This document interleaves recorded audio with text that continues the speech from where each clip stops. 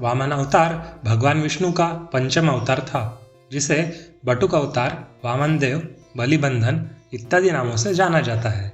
इस अवतार का मुख्य उद्देश्य राजा बलि का मान भंग करना तथा देवराज इंद्र को फिर से स्वर्गलोक का राज्य सौंपना था। यह अवतार भगवान विष्णु का पूर्ण मानव रूपी अवतार था। इससे पहले उन्होंने जो भी 4 पूर्ण अवतार लिए वह जीव जंतु के रूप में थे। आज हम भगवान विष्णु के वामन अवतार की कथा के बारे में जानेंगे। राजा बलि भक्त प्रहलाद का पौत्र तथा विरोचन का पुत्र था। वह दैत्यों का राजा था जिसने अपने पराक्रम से तीनों लोकों पर अधिपत्य कर लिया था। हालांकि उसमें अपने दादा के समान दानवीरता के गुण थे, लेकिन असुर कुल से होने के कारण अहंकार भी था। उसने अपने गुरु शुक्राचार्य की सहायता से सब यज्ञों का आयोजन करवाया था, जिसके पूर्ण होते ही वह सदा के लिए देव इंद्र के आसन पर विराजमान हो जाता। जब उसने 99 यज्ञ पूर्ण कर लिए, तब देवराज इंद्र सभी देवताओं के साथ भगवान विष्णु से सहायता मांगने उनके धाम वैकुंठ गए। वहां जाकर देवराज इंद्र ने उन्हें सब समस्या बताई तथा कहा कि यदि वह 100वां यज्ञ भी पूर्ण कर लेगा तब उसका अंत करना असंभव हो जाएगा। इसलिए धर्म की रक्षा करने के लिए उनका इस धरती पर अवतार लेना अति आवश्यक है।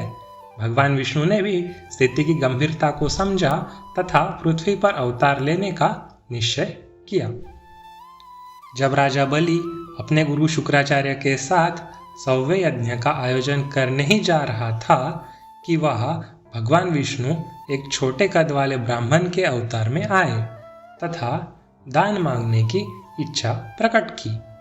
क्योंकि राजा बलि अपनी दानवीरता के लिए प्रसिद्ध थे, इसलिए उन्होंने यज्ञ शुरू करने से पहले उस बटुक ब्राह्मण को दान करने का निश्चय किया।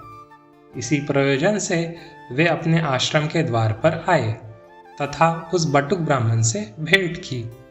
भगवान विष्णु के वामन अवतार ने उनसे कुछ मांगने से पहले संकल्प लेने को कहा कि वे जो भी मांगेंगे वह राजा बलि को देना ही होगा।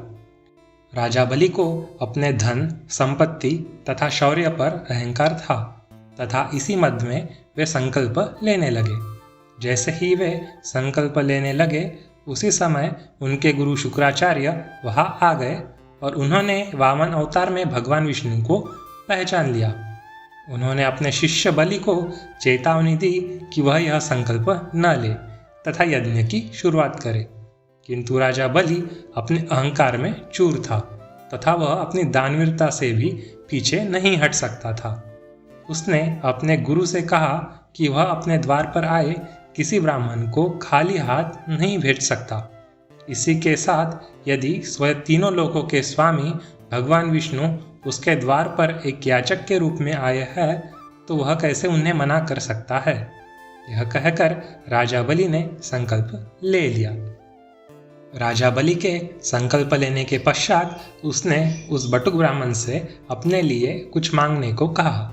वामन अवतार ने अपने लिए 3 पग धरती मांगी, जिससे राजा बलि ने स्वीकार कर लिया। राजा बलि के स्वीकार करते ही भगवान विष्णु के वामन अवतार ने अपना रूप अत्यधिक विशाल कर लिया तथा संपूर्ण ब्रह्मांड में फैल गए। वामन भगवान ने अपने एक पैर से संपूर्ण पृथ्वी को नाप लिया तथा दूसरे पैर से स्वर्गलोक को भी। अब तीसरा पग रखने के लिए कोई जगह शेष नहीं बची थी, क्योंकि वे राजा बलि की संपूर्ण संपत्ति, भूमि इत्यादि ले चुके थे। इसलिए उन्होंने राजा बलि से पूछा कि अब तुम अपना वचन कैसे पूरा करोगे। यह सुनकर राजा बलि का अहंकार चूर हो गया तथा तीसरा पग रखने के लिए उन्होंने अपना मस्तक आगे कर दिया। भगवान वामन ने अपना तीसरा पग राजा बलि के सिर पर रखकर उसका मान भंग किया तथा यह सिद्ध किया कि उनके सामने कोई भी बड़ा नहीं है।